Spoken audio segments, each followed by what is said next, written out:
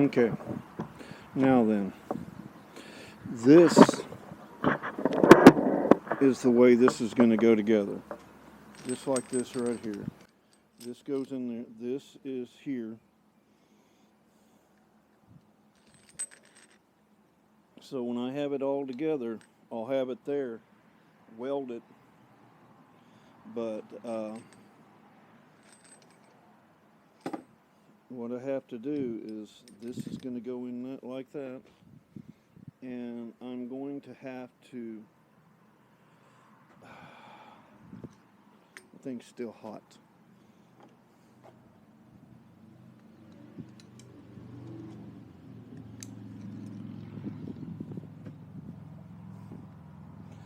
Mark this, and then I'm going to cut it out, put it in there, and then weld it up.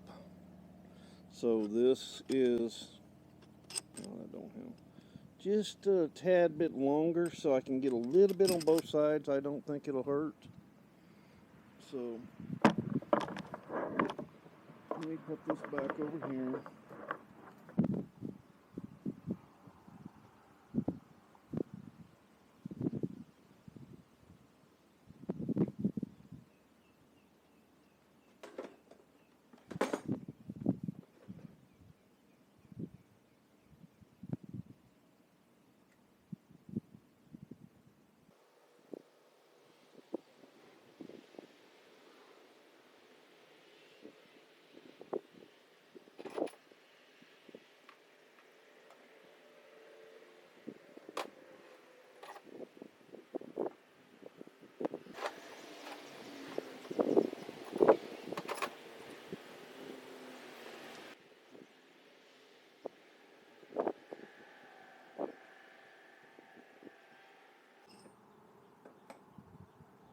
So that gives me an idea of where I have to cut. So I'm going to have to go inside. That's where my torch is, and I'm going to have to use it indoors. So for right now, I'm going to cancel this, go in, cut this, and cool it off, and then come back out. We'll weld it up out here.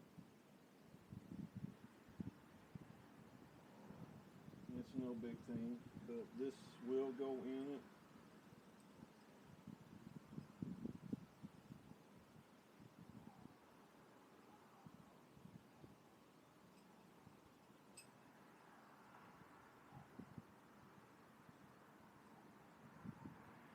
Like I said, this ain't the first time fixing this.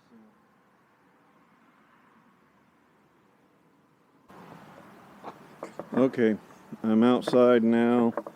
I just come back out. Here's what we're looking at right now. I've got this, so I'm going to, there it is. I'm going to weld it up. This piece, I got to get a washer when I get ready to weld it. We'll go on here, crossed here. So that's, I'm going to turn this around. Sorry.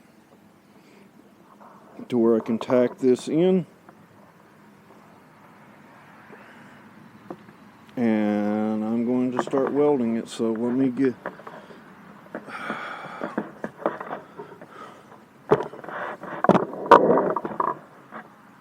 don't know if this is where I'm going to leave it or not.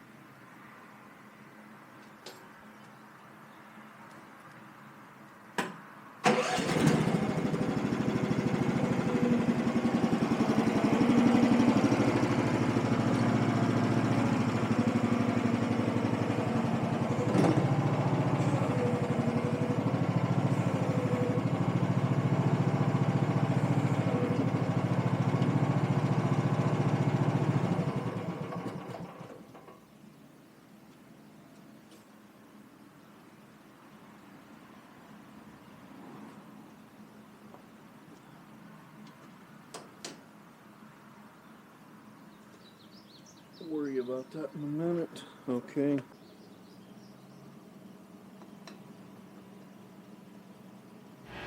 The one thing I just realized, if I had did this in the beginning, I wouldn't be having as much loose problems, slack in the system, is buy a 1-inch drill bit and put 1-inch bolts through everything. I put 7/8. So I may wind up start drilling all the holes and putting 1-inch bolts, and it's more expensive because the bolts do get expensive when you buy this many. Now the 7/8 can go on the attachments, so it's not a total waste. So on the machine, use 1 inch and drill them out.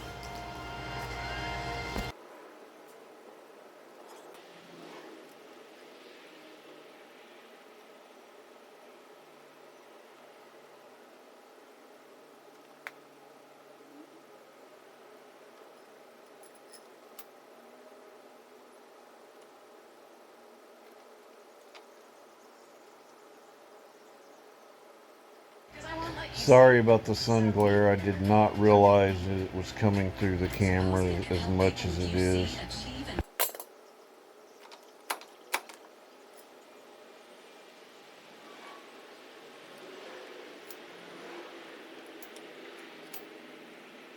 You don't have to have a big expensive MIG welder to do repairs, and a grinder with a cutoff wheel is what I use most of the time. I'm using a 100 amp Lincoln MIG welder that I bought back in a pawn shop for $150 back in '07, something like that, and I wind up using it more than anything else.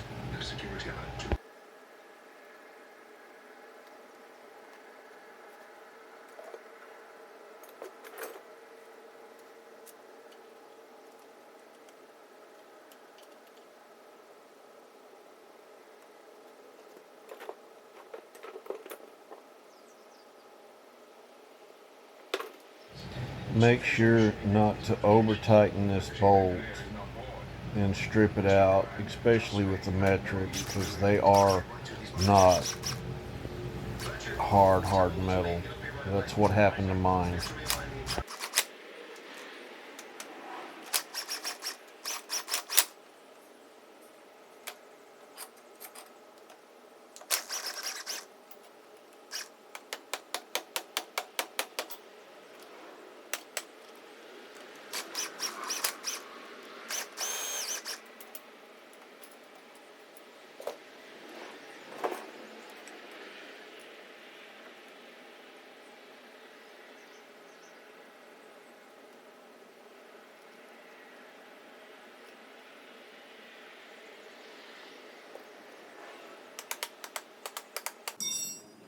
Okay. So the attachment and all's back on. Let me stop this real quick.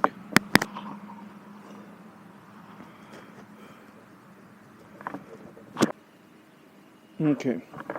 So while I've got it here, I'm going to cut me a little 2-inch piece of pipe and weld right here, so I can press on it, and one right here, just to make it easier to push down on the feet on both sides. Nothing difficult, be easy to do.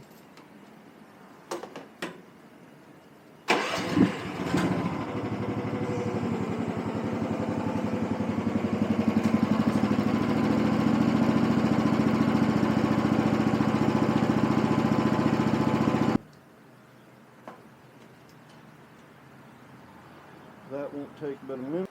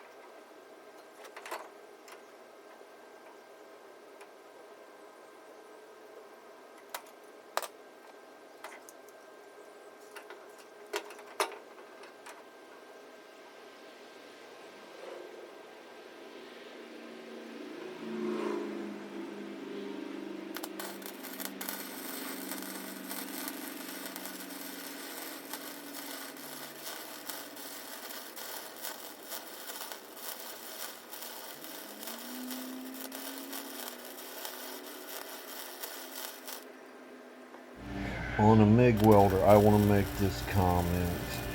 Cheap when you get what you pay for. The better ones I've always have dial-in controls where one of them dials the speed of the wire and the other sets the voltage. It's not just a high and low switch. All those ones with the flip switch high and low, I've never, on my opinion, got one to work right where it welds worth a crap. So remember, you get what you pay for. Better to get a better one. So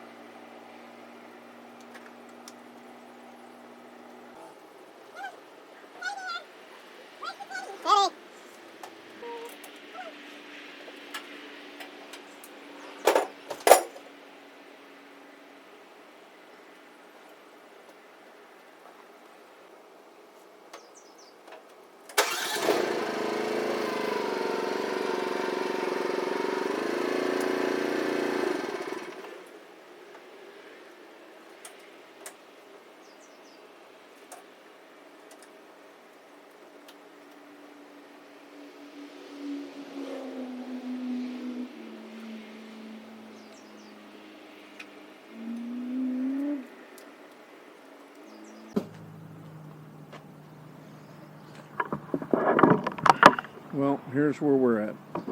Bucket's on. Fix that. We'll see how well it holds up. Put these little pipes on here. I'm going to see how they work to help out. It's back together. I still have an issue I ain't figured out, but I'll wait and see what happens. I thought it may have been in a screw. It's not. So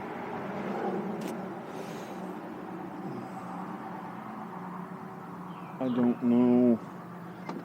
It still has to do with the coil wire.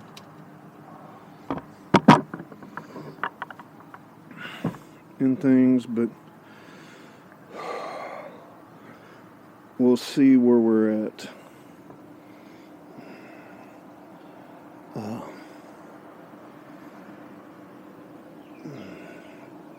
It's operating.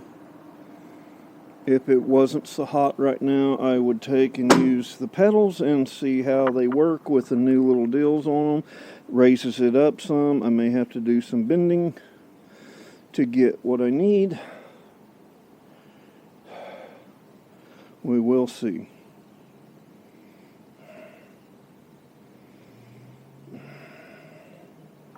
Right now I'm just going to call it quits for the night. So any questions, ask, like and subscribe. Leave any comments, I'll try to answer them. Thanks. Bye.